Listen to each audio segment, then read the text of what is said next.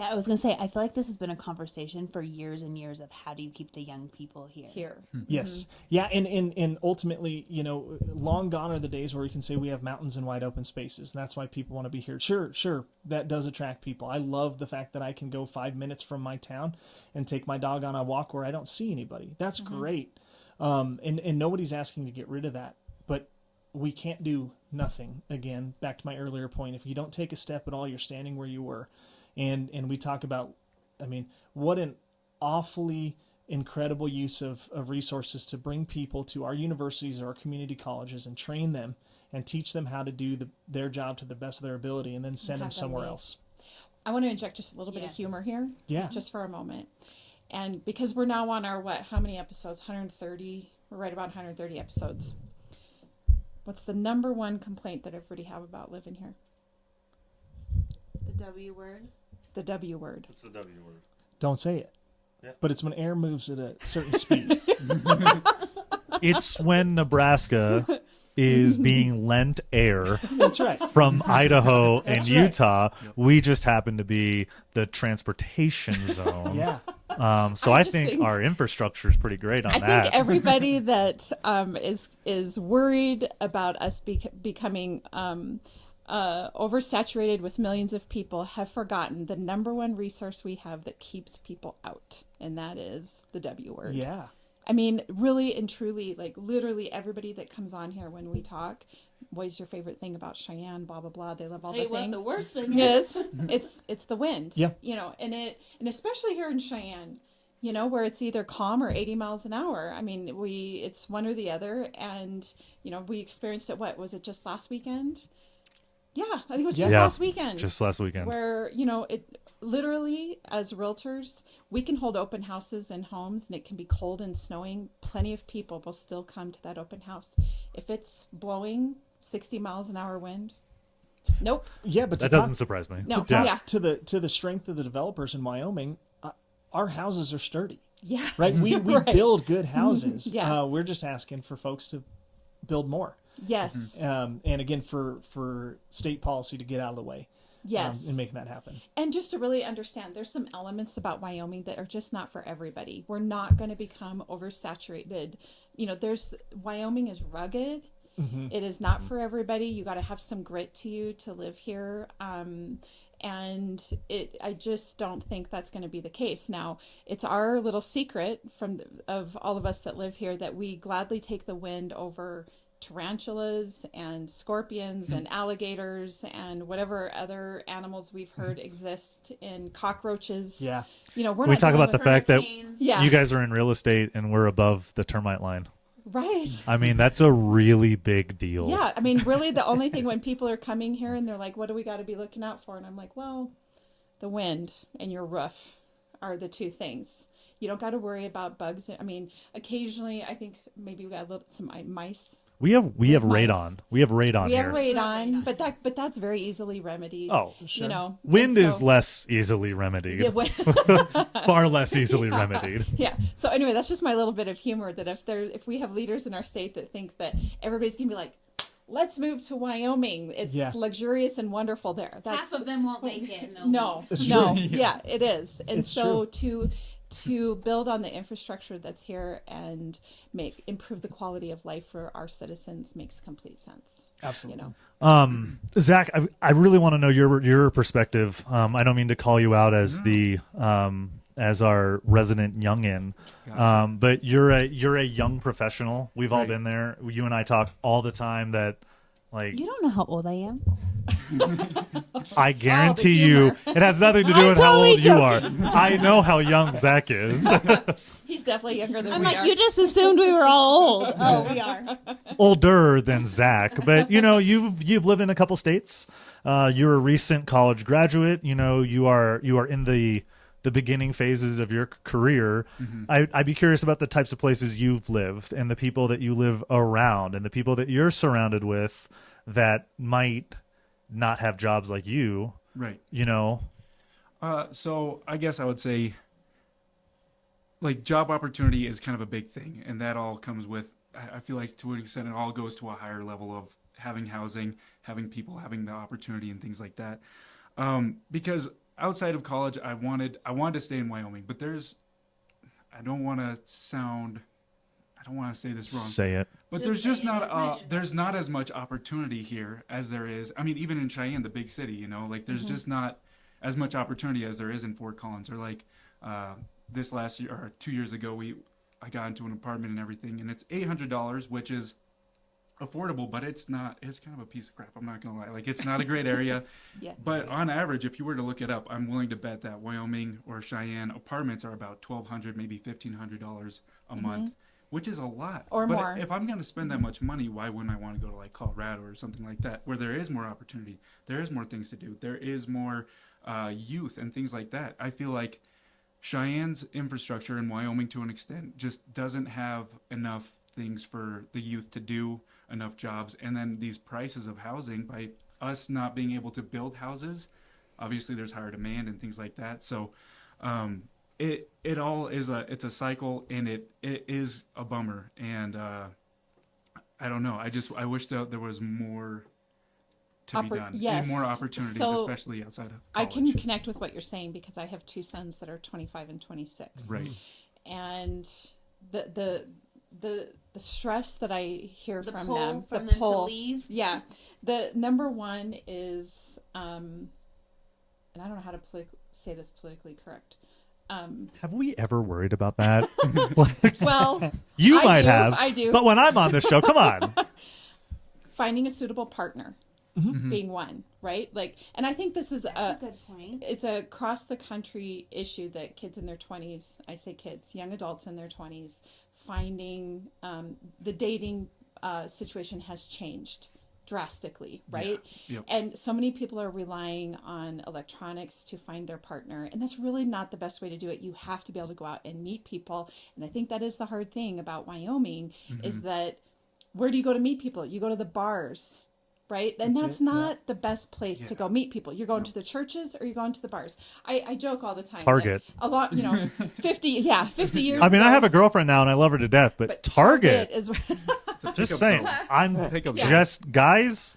Target. so Walk around Target. you have the business of finding a suitable partner and then trying to find a home that you both can afford. Right. And then the conversation, and we talked about this recently too, birth rates are going down. Why?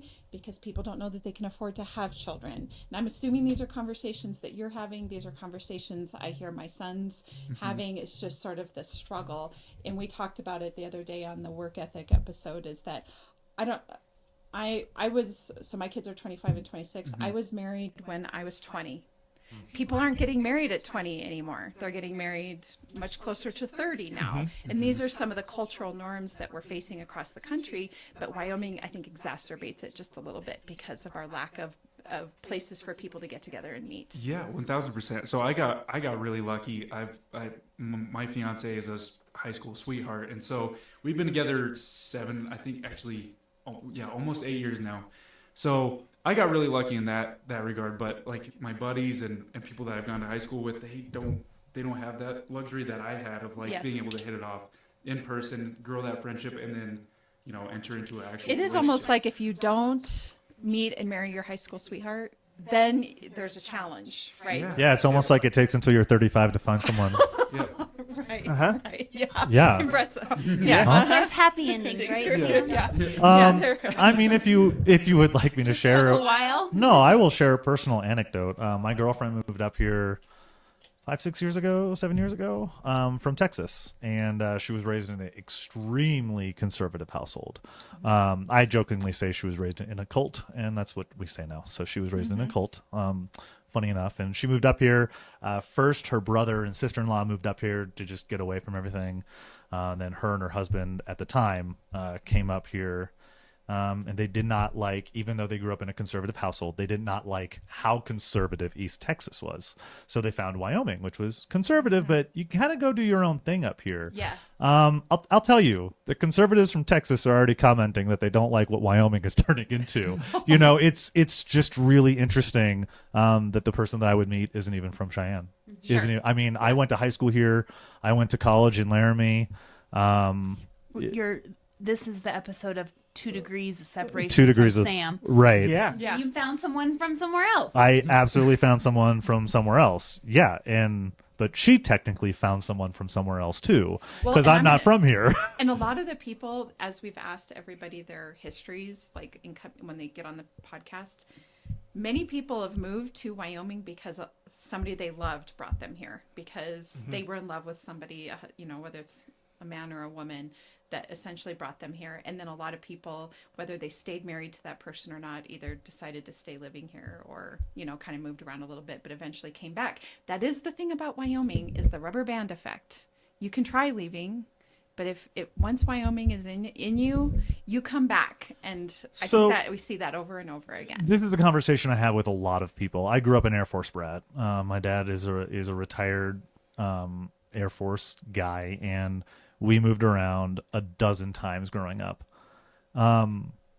I will tell you, everyone complains about where they live. Sure. Everyone so true. complains about where the people that I hear complain the most about Cheyenne are the ones that haven't left Wyoming. Yeah. It's the people that haven't ever left Wyoming that, surprisingly enough, complain the most about Wyoming.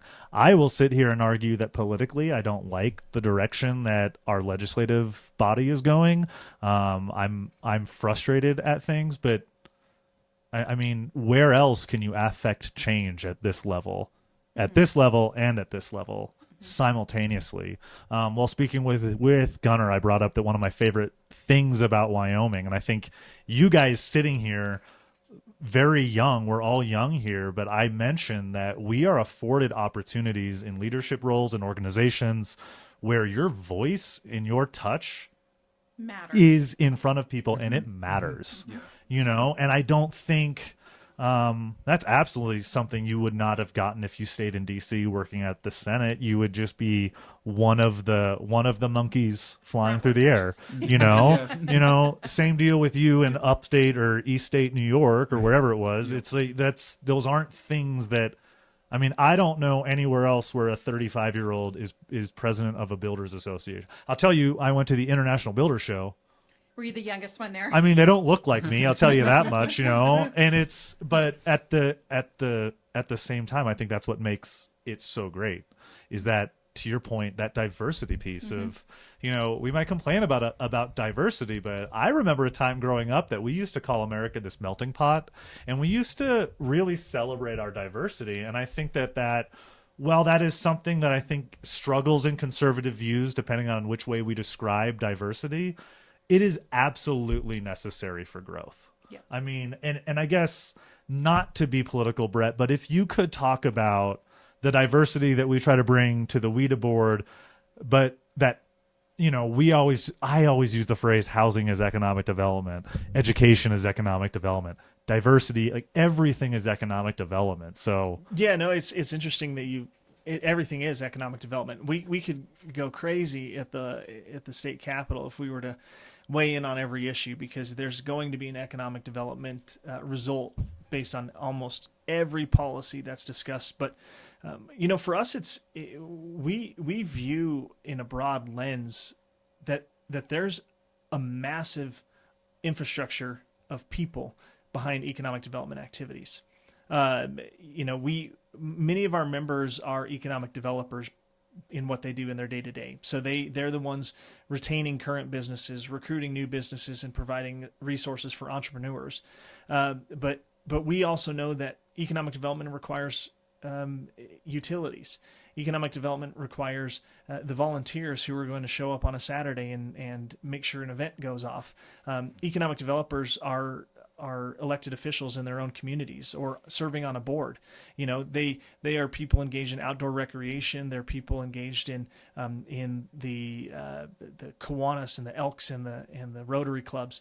I mean, the people who are engaged in their community are engaged in economic development because they want a space that's fun to live, that's great to live, that gives back, and that you as an individual are part of that pulse of the life of your community. And so, again, it does pull us every which way. We're engaging very soon with a group of art folks, because there's an entrepreneurial ecosystem around art and artists, because it adds culture to your town, and culture is a good thing. So it is a broad lens, but one that's really exciting to be a part of. And if we can start solving some of these issues surrounding workforce, surrounding housing, surrounding whatever it is your community has, that will mean that we're doing just a little bit right in the way of the economic development work. So I just purely out of curiosity, what would be like the top 3 areas or top 3 communities in the state that you think are this balance between housing and but this balance between growth and values? And I don't mean that in a negative way, but just that growth is really attempting to make its way through that community. What would you say are like the top communities that are? I want to name dealing the with top one.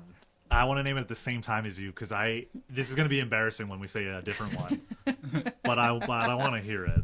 Of which one's doing the best job in addressing these challenges?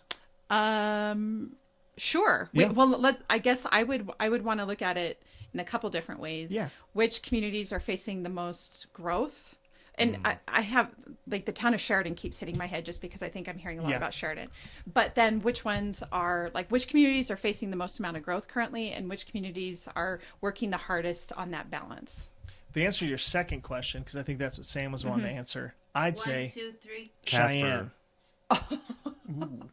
And Okay. I think both. I think Love neither one of those are incorrect. I'll let Sam defend Casper in a moment, but I think Cheyenne does it. Honestly, there's a lot of people around the state talking about Cheyenne and the work that's happening here.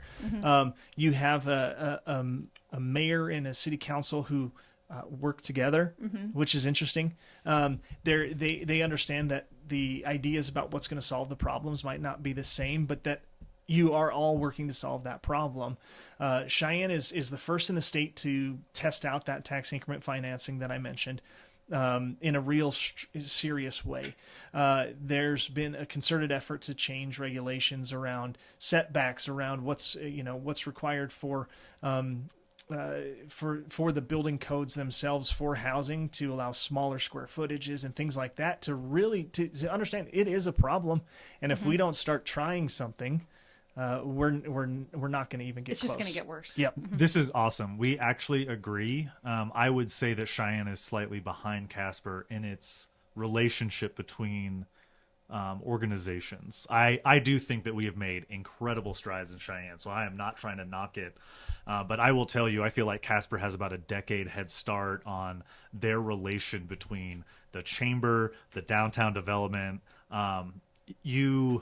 I'm a huge downtowner guy. My first board I sat on was the DDA board here in Cheyenne. Communities that have a strong downtown are strong communities. I would argue Casper has a much better downtown than Cheyenne has. And they invest in their downtown a lot. Well, so that's what I was about to say. What Natrona County has going for it is it's probably, and I leave out Teton County from all of this conversation, but Natrona County has a very strong philanthropic community within it. So the oil and gas industry that exists in Natrona County, those long-time families that have been there a really long time, have really set the stage and built the capacity for community building, philanthropic work, building of Casper. Like, it does not surprise me that that's your stance on Casper, because they're off the charts. Well, I mean, they they have the event center, which I know was just bought out, and I know that there's some consternation on the changes that are occurring up there. But they have a new indoor facility. It's amazing. It's Yes. amazing that they have an Yes. indoor That's facility amazing. Again, so that they can get away philanthropic. from the W word. It wouldn't shock me. Now, I don't have kids. My girlfriend has kids. I don't have kids. Her girls probably will never play sports. And I say that in the most loving way possible. So I don't know what the quality of sports are here in Cheyenne. I'm really worried that Casper's going to start being a lot better because they have more opportunity to practice when they have an indoor facility. And that is a very minute thing. But what happens if Casper gets really good at baseball? Maybe they want to host a tournament. Well, people want to live where it's family friendly. Yeah. 100%. And Yes. people Yeah. want to live where there are things to do. Casper is opportunities. and Casper, I think Casper is unique solely because I love Casper. I would never want to live there. It feels like an island, and I think that's why it works, is because they recognize they're an island, and it. And I don't would mean say it- bowl, They like built they're it to be like sustainable. geographically they're Thank sitting in a you. bowl, Yeah, right? yeah. They That. built it to be sustainable because they're an island. They recognize that, and so Yeah, I mean they've been able to it's. make it work. I mean they're 2 hours from us, and then they're another 2.5 to Rapid, and then Yeah, they're charged from everybody. yeah, I mean they're And 2 we're hours the from central everything. part of the state, and this is the grouch from the rest of the state, right? Everything happens in Casper because it's centrally located. You can plan anything in Casper, and anybody from area in the state can they go have there. the stuff. And they have the Now stuff. they have the facilities. Yeah, now they Right. have the They stuff. had Of- them, and of now course. they have better ones. Yep. That's right. Yeah. Yeah. Okay, so top three. What we were talking about, so the top three communities that are experiencing the most growth, and then you guys just each mentioned the two communities that you feel like are balancing growth and those conservative values at the same time. So how about the top three that are just experiencing growth? I think you're right in Sheridan. I think absolutely. And the unfortunate part about what you see in Sheridan, and this is not a dig on dig. retired people, but it's a lot of retired folks who are not producing in the economy the same way that workforce does. Sure. And so, That boomer generation, we talked about that. yes. Yeah. I did not call them the boomer generation. This one called it the I boomer called it generation. What do you call them? I don't. I mean, if it's retired folks, they're boomers. It's That's just who retired they are. folks. Yeah. They are not revenue driving individuals. And they own the largest portion of real estate in the country, I believe. Right. Boomers do currently. So, yes. Oh, that's another great conversation. Is this conversation of the wealth transfer that's about to happen? Which who's getting it? Like I look around and I'm like, are you getting wealth? I come from. a Are family you of getting 7 wealth kids, transfer? so I don't Like, think I'm getting much. I think Well, my we parents talked do about it. very well, but We talked about it a little bit with Brian Pedersen, whose episode will be coming out today, Thursday, the 27th. So if you get a chance to get in and listen to his, he had a quick little just, it, of course, isn't a broad stroke, but just a little thing families can do in preparation for that. Yeah. So just going to throw that out there Oh for no, Brian. there's so many really cool things that you can do out there. I just found out that there's an IRS tax code that if you wanted to build a house, this is good for you guys to know. If you wanted to build a house for your immediate family member, you can sell it to them at cost. Oh, Slick. nice. It is That is- really That's pretty slick. slick. So again, Because lumber's cheap. Okay, Sheridan, let's get back Yeah, to so the top three Sheridan- communities. wow, way to get away from that topic. What's the second one? You know, I think there's a lot of growth that you start to see in sort of it's interesting, but a smaller community, Saratoga area. Okay. Around the state. I don't think that they're probably leading the charge, but they're growing. They are, and when you also look towards the future, Kemmerer is going to have a pretty big boom Yes, here, right? they And are. so they're going to be an interesting group of folks to watch how they address that. Well, and the thing that's going to be interesting too, because the way that I'm understanding it is once they get that model plant up and going and they've worked out all the kinks, then Pacificor, well, that's the name it is now, but anyway, is going to start putting them in around the state. So it'll be curious to see the growth from that. How it So- happens. Yeah, how You that know, happens. I think Gillette, interestingly enough, is doing a really good job at trying to work towards a diversified economy. So glad to hear that. And I think you know, if not being from Gillette, I can say that if you live there and work there, it's tough to say, but I think they are. I think they're focused in understanding that, you know, from coming from an oil town to a coal town to what's next. I think they're actually working to address the what's They're next. a little behind the ball for sure, but yes, It's it a does classic- sound like that they're trying. Yeah, it's a classic Wyoming thing, Yeah, right? To catch yeah. up. Yes. But they are trying. There's some really good growth in that part of the state, Gillette Northeast. specifically. But I think Sam made a good point. Quality of life living in Casper is really. I mean, I grew up there, right? And I've been gone now, coming up on 15, 16 years, and their downtown space is a complete 180 from what it used to be. And what you do is you see there's an interest in people staying there because there are things to do outside of the bars Yep. to meet people. Yeah. And I think communities who realize that that's a need and work to address it are participating in economic development. They are. Yeah. They're nailing it. Well, and I don't think it's man, it's so funny. We talked about this out in Rock Springs at our last conference last October. Yeah, October. But oh my gosh, lost my train of thought because I have a hard time. How do you guys do this? How do you you grabbed what looks like a note card, like a thank you card to write, and I should, because I'm over here like starting a sentence like Michael Scott. I don't know where I'm going, but I hope I find it along the way. Yeah, and I have to go back and then write the description for the podcast. That's why. And it just hit me that with this series, I need to I'm gonna have to listen to the entire episode to be able to write something about it, right? So I'm like, I need to take notes while we're chatting. That is really smart. One, transitioning out to your point about Saratoga growing, I see a lot of our smaller Wyoming communities growing the same way that people want to leave Colorado to go to Cheyenne. People want to leave Cheyenne to go to Laramie. People want to leave Laramie to go to Saratoga.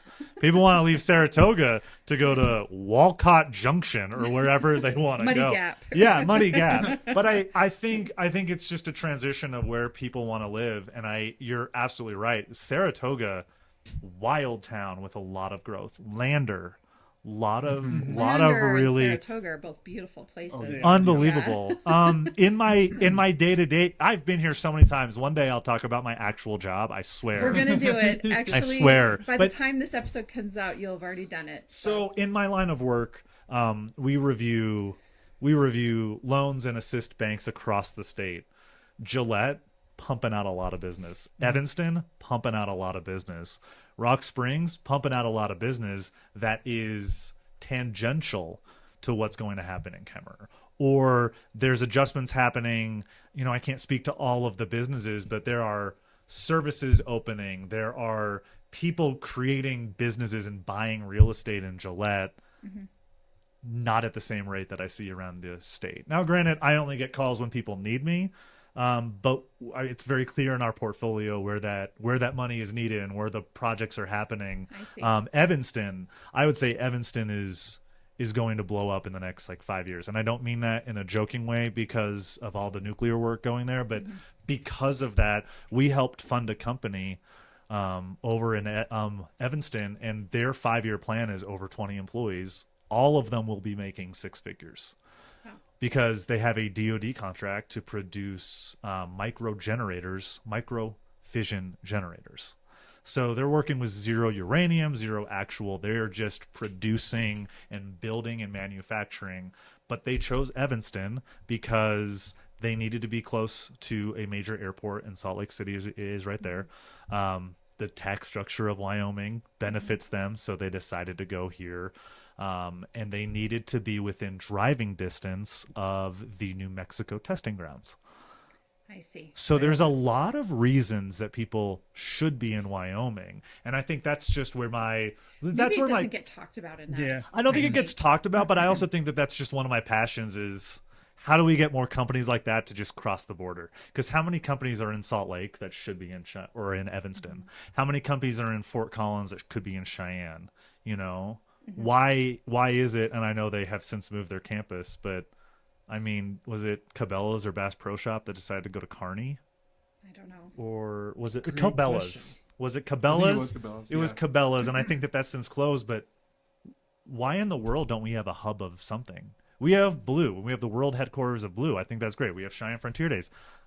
I don't know why we don't have We have B&H. I would say out of Oh, Gillette. okay. Yeah. Yeah. That's the only one that I can think of because their know-how is just crazy. They went from just a specifically oil field industrial type gig to now doing stuff for NASA. That's a very good point. That's very incredible. Good point. But that's the only one in Wyoming that I can think of. I would say we also have a lot of gun manufacturing and headquarters here, but that's very specific.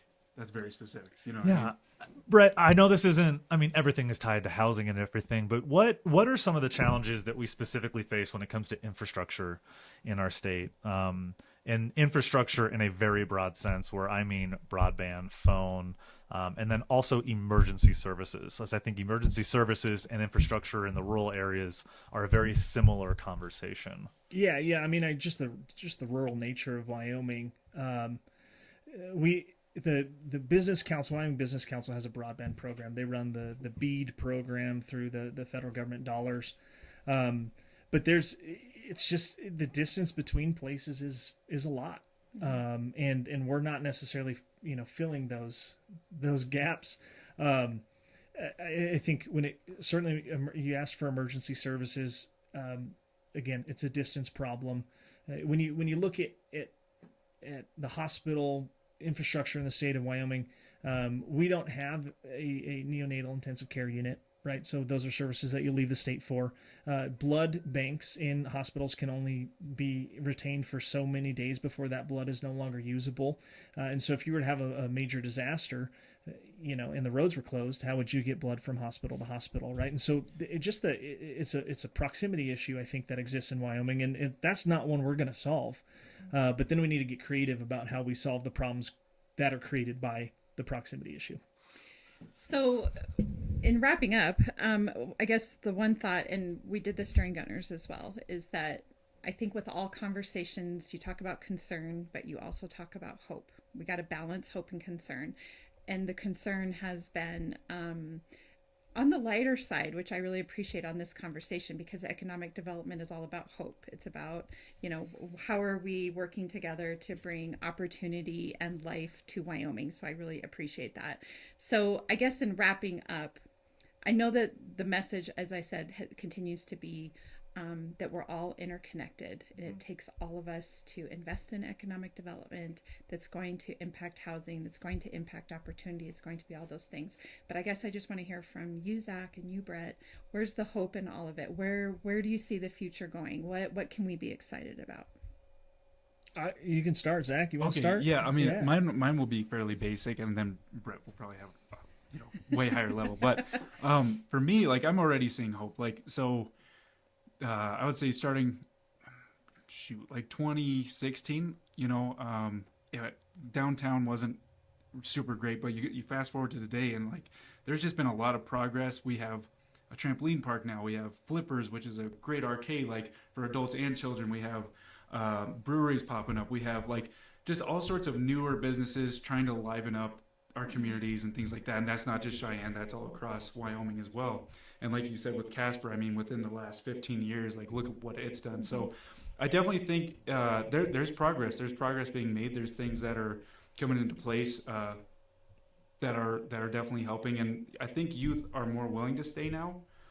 I think opportunities are being made, which then creates youth staying. But the only issue is just that the pace of it. It's just very, slow and very... Well, I guess my shout out to the community and anybody listening is you got to go visit those businesses. You got to be a customer 100%. And be a regular one and that can be your role in economic development, right? Yeah. If we want those businesses to stay. Keep the money local. Pick one thing. And this is all I preach to all my friends. Pick one thing that you normally go to Walmart, Amazon. Just pick one and go somewhere local. Mm-hmm. You're going to pay 20% more. But you're going to feel so much better about it. Yeah, or even do it once a month. I mean, shout out to the music stores we have here in town. I don't buy drumsticks online anymore. I go here in town. I pay more money for them, but I don't care. Yeah. I pay $3 more per pair. That's if you can afford to do that, great. If you can't, I understand it. I understand that. But if you can, just pick one thing, and go find a store. Yep. I agree. Yeah. Anything else? I would just say the art scene too. That's a big thing. I know most people in Wyoming wouldn't have, thought about that, but you go down to Denver and there's art everywhere. And so the fact that we're actually trying, progress is being made, and I think West Edge has done really good with, especially that side of town as well, with just different art pieces and murals coming up. It livens up the community. It gets people taking photos and being hashtag Cheyenne Wyoming, and people want to come visit. And I don't know, so I think that's really cool. But yeah, I think that's about it. That's where your hope is. Yeah. Yes. So there is progress.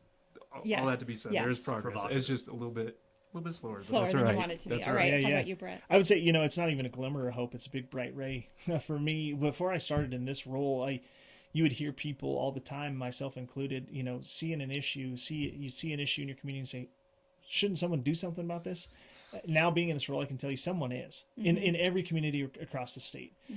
You would be hard pressed to find a community where you see a problem and you ask somebody who knows what's going on in that community, what are you doing to address X, Y, or Z? And they'll say, oh, Sam's your guy. He's got to work, a task force putting together some ideas or whatever it is. And so I think, we do have challenges, but there are powerful minds and inspiring people trying to solve them. And I know it won't happen overnight, but to me, that is the exciting thing is some of these issues we're going to start to see coming to be a really positive force for the state. We just have to have some patience. Yeah, in this culture absolutely. of instant gratification, we have to understand that things take time to accomplish. Yes. Right? Yeah. Awesome. Well, in wrapping up really quickly, because we're way over our 1 hour usual podcast, if you each could tell us what your favorite thing about Cheyenne is, and maybe Laramie too. Yeah. I would say, definitely the downtown now. Like, I feel like there's a lot more to do. It's, like I said, it's lively now. Like, there's things coming into place. And being over 21, I can say this. I love the breweries that we have here. I love the beers. I love the variety. And so it's just great. Yeah, 100%. Awesome. Shout out Rick and Blue Raven. That's my spot. I actually was just That's about my to spot, say man. Blue Raven Blue myself. Raven is amazing. Yes. Yes. I love the little I love outdoor all of you space. guys. Seriously, Yes. Accomplice, Freedom's Edge, Blacktooth, Westby's. Westby. I mean, I go to all of them. I think they're all wonderful. Go to them. Go to all of them. Yep. Hashtag Blue Raven. Okay. Yeah, I ditto that for Cheyenne. The West Edge, the stuff happening over there was not here when I lived here just 7 years ago. And so just the development that's happening, I think, to attract younger people it's really exciting for me.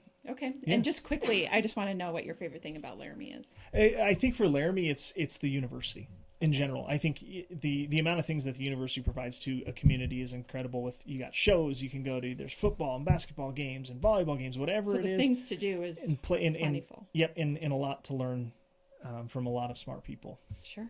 All right. Okay, my question, if you could buy real estate anywhere in the world, where would it be and why and what would it be? And money's no object. Woo! Anywhere in the world. Anywhere. We're sticking to the earth. We're sticking. Yes. Well, you might be the first one if you want to buy it. If you build a house on the moon, I want pictures. And can I be your real estate agent? Brett's going to move into the ISS. I would say maybe. No, I just am currently, like many people, in the process of watching the 3rd season of White Lotus. Thailand's done it for me. I think Thailand is incredibly beautiful, and I imagine real estate might be affordable. Sure. Okay. Thailand. Yeah. So I would say, sorry, this is a hard choice. I would say Tokyo. So I went there over the summer, and I just love the growth of it. I like the liveliness of it. I know it's a big population, but I feel like for the most part, it's kind of like Wyoming, where people kind of keep it spread out. People keep to themselves. You still have city, you still have nature, the beauty, all that. So, yeah, I would say Tokyo. Cool, you I don't think the we've first one. Yeah, and Thailand. That's I don't awesome. think we've Yeah. ever had Thailand before either. So yeah, you guys, we gotta get I'm the here map for up. it. There we go. We do. We need a map up of where everybody has said, and if you can believe it, the most pins would be here in Wyoming. I'm sure. Yeah. But all the money, I didn't even change my answer. All the money in the world, I want a volcano layer. How cool I would that change be? my answer every time someone gives me an idea. I'm like, I didn't think of that. I want to be Dr. Evil with a secret volcano layer. Yeah, why not?